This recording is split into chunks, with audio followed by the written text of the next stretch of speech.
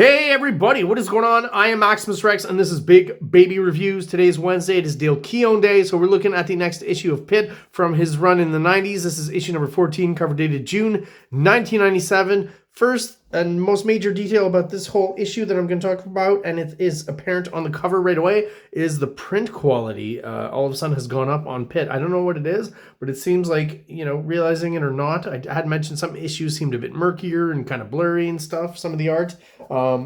This is the first one where I feel like it really jumps out at me that the print quality and the focus, was he scanning at a lower DPI, his artwork? I don't know, but there's just something much sharper about the art on this cover here. I don't know if the camera can pick it up, but man, when you get into the hatching here, these characters are like dinosaurs. So there's like the clean kind of usual Dale Keown line that he throws in there, but then he also cuts it off with some white here and there, and I feel like he comes back in and adds that kind of scaly texture to it, and it's so fine and specific and comes out so clear here, as if you were looking almost at the original page, even though it's colored here. Even back here, none of that detail gets lost, and it's just nice and clear and sharper than it was in prior issues. And the inside of the issue is going to be exactly the same. Cover's pretty cool. You know, you've got some humanoid dinosaur kind of characters. Again, Dale Keown clearly loves drawing monsters. Also hates drawing noses, from what I can tell. At least it seems like with, you know, most of his new character designs, there's something to do with the nose not being there or being almost not there. It's just a thing with him. He's very into teeth and gums, though. You'll notice a lot of his characters are showing off their teeth and gums. There's that thing they say about artists, whether they know it or not, it's subconscious, whatever.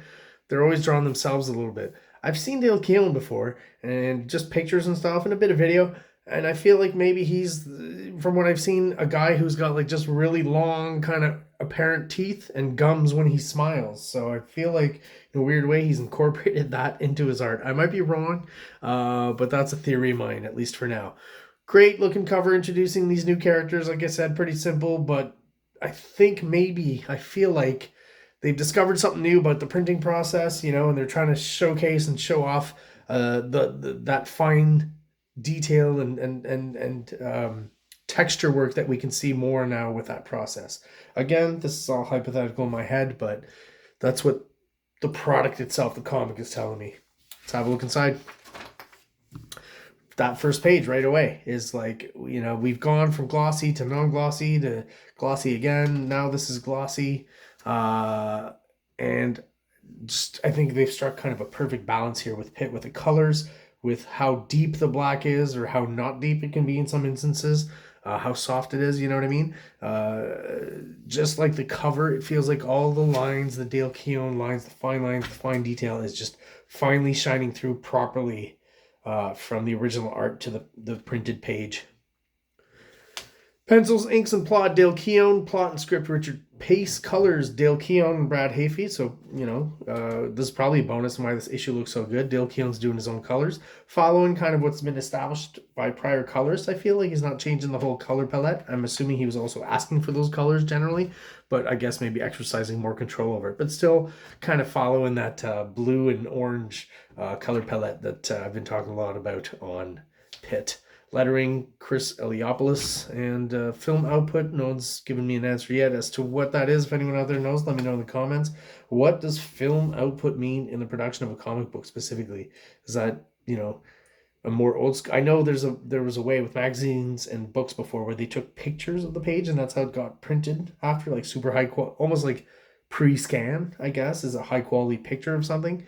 So I don't know if it has something to do with that. Anyways, if anyone knows, let me know. Also, always good to kind of have a recap once in a while. And I gotta say, I read this one, it kind of made me laugh. So it's worth reading, and I'll point out why if you don't figure it out by yourself. I thought that was kind of funny.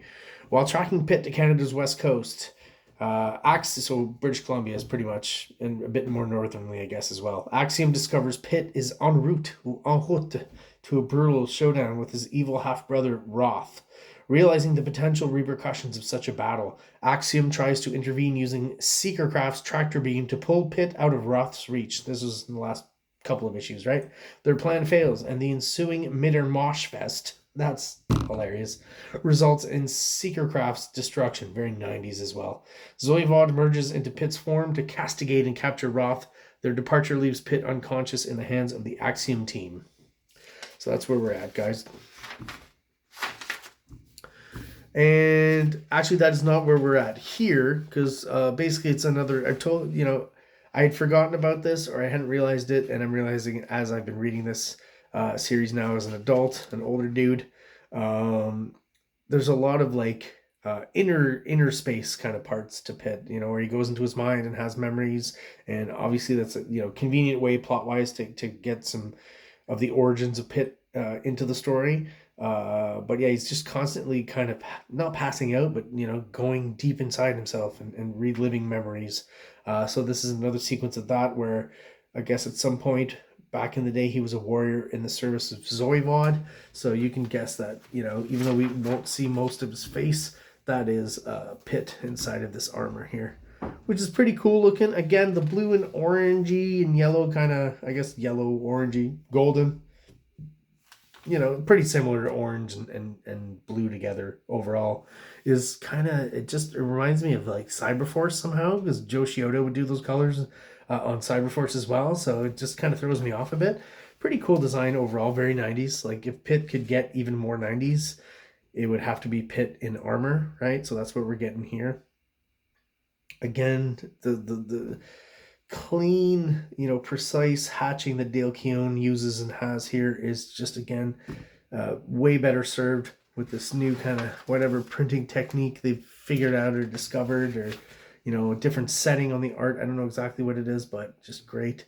It's funny, I just finished working on a project for a friend where I've drawn some illustrations, kind of animated it with pans and zooms and stuff, kind of like a motion comic for one of his songs. And I realize now I hadn't looked through this issue before I did that work, but there's these like reptile kind of characters in there. One of them, there's one main guy where we see his face often, then there's a few different ones and like variation faces for the different lizard guys, different forms of lizards. One guy looks kind of more like a turtle, whatever, but one of them looks strangely like these guys here, weirdly enough. Keep if anyone's interested, you can keep checking. I've posted videos of all those illustrations, one a day, and I'm going to do it until my buddy puts his video out. So they're on my channel. Like process drawings, right? On Procreate, it kind of records your drawing, and then you can just watch it at a faster speed, watch the drawing being constructed till the end when it's finished. It's pretty cool, all within about 30 seconds. So yeah, I mean, the colors, I gotta say, are pretty dark and murky here. Not a problem when you're reading this with proper lighting and stuff, but I mean, it again, whatever the new printing technique is definitely helps that out, because I feel like, wow, this would be very murky, with the older kind of printing that Pitt had. And I'm starting to wonder, like, some of these drawings just bother me because just the level of detail feels like maybe this is, and these two here specifically are two images that were shrunk down. Maybe using the Photoshop a bit too much here. But hey, again, that trope of Pitt, it's, we've got Pitt fighting monsters right off the bat in this issue. So we're at issue 14 now. I'm pretty sure Pitt has just, fought a monster every issue apart from maybe the first one. So yeah, all in his mind here. Pretty good details with all the tech and stuff here. Really well done. The wiring resembling kind of the computer wiring you would have in your computers in the 90s and the 2000s. Pretty cool. Yeah, and I mean, other than that, first kind of sequence is not anything that interesting happening in this issue. Pitt's kind of comatose, is that how you say it? He's out of it, and there's just some weird details here and there. Like right away, I don't know if this is, definitely seems like a political thing. Either worked into the story for fun, or I don't know exactly why, because it's 1997 when the comic's printed, but it's 1992's elections here, because he's got the Perot 92 thing here. So am I to assume that Pitt, even though it's coming out in 1997 with this issue 14, the actual story is taking place only within a few months and is still taking place in 1992. That seems to be what they're saying here, right? So you got Bill Clinton, an actual picture kind of stuck on the TV here, which is an odd choice, kind of takes you out of it a little bit. You know, Grandpa saying, you know, if you know, I don't want to start explaining politics and how the American president is elected, but there's electoral colleges, right? So the kid, Timmy, asks, what kind of school is an electoral college, Grandpa? And Grandpa says, the kind of school that fails America every 4 years. So I guess, you know, either Dale Keown threw the character or just decided that the character is kind of anti-establishment to a certain extent, because I do know that Perot was kind of like the odd man out in that, and, you know, kind of a third-party candidate, I guess is what they would call him today, right? Anyways, there's some sort of political thing going on there. So Timmy, I don't know, just kind of dissipates and disappears, right? Timmy, why, Timmy, stop it. So, you know, I mean, story-wise, not much is explained there. He will appear a little later explaining it, but just an odd sequence. This is a pretty interesting character. I guess Dale Keown has some sort of interest in dinosaurs and kind of worked them in here because we had the dinosaur characters at the beginning. I guess more of the male persuasion, but then we got this lady character here who's basically a lady dinosaur, and I think that's a pretty clever design for her look. She kind of looks a bit like a Nihilus from Marvel in the color scheme, I guess. Interesting. I think the look of her is cool.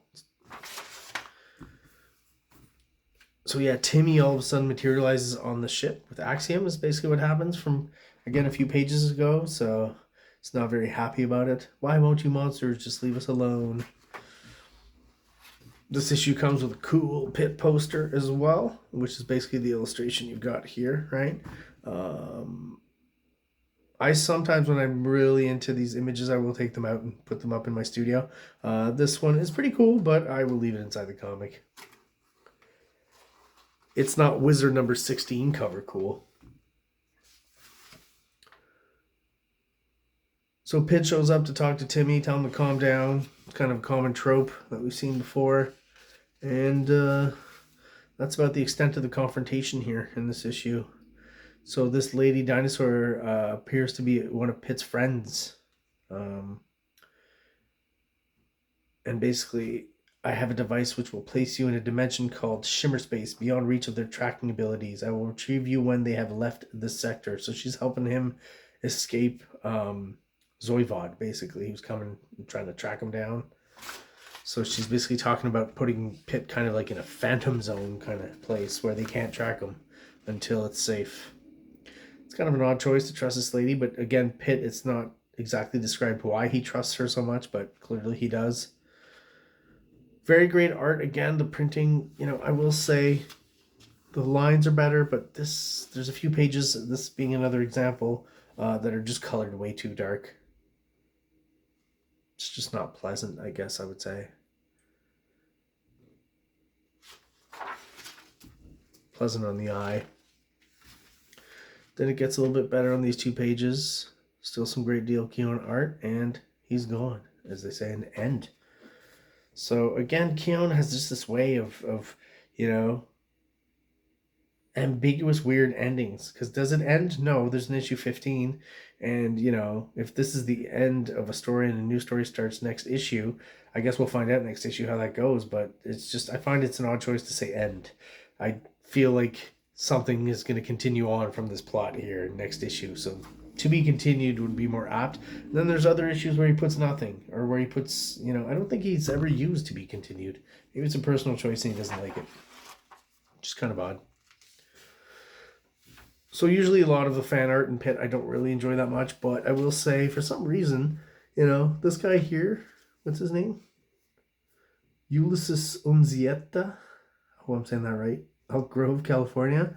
If this guy kept working and developing the style, I think it definitely could have come up with something pretty cool. I already kind of like it here. It's not bad. It's pretty cool. Pretty dynamic already. And I think that'll be the end of my compliments for some of the fan art here in this issue specifically. If there's anything good, I'd like to point it out. That was one of them where I kind of stopped and went, oh, that's cool. I mean, this is all right. It's not horrible.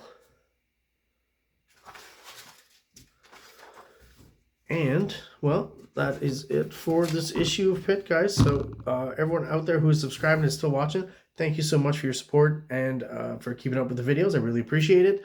On the road to 500 subscribers. So, if you're not subscribed, please do so below. It really helps the channel, and helps us grow, helps get us out there to other people who are into comic books.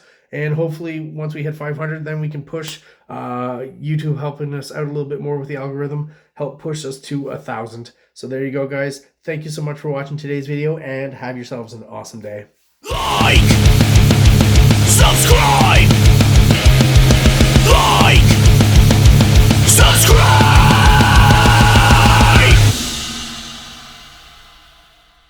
King Comics presents Big Baby, Volume 1, Issues 1 to 13, 204 pages of story and art. King Comics also presents Star Crasher one-shot, 32 pages, cosmic sci-fi surrealist adventure. You can find these fine comics at KINGCOMICS.CA, at MaximusRex13 on Instagram, or on Facebook, MaxRex or Big Baby.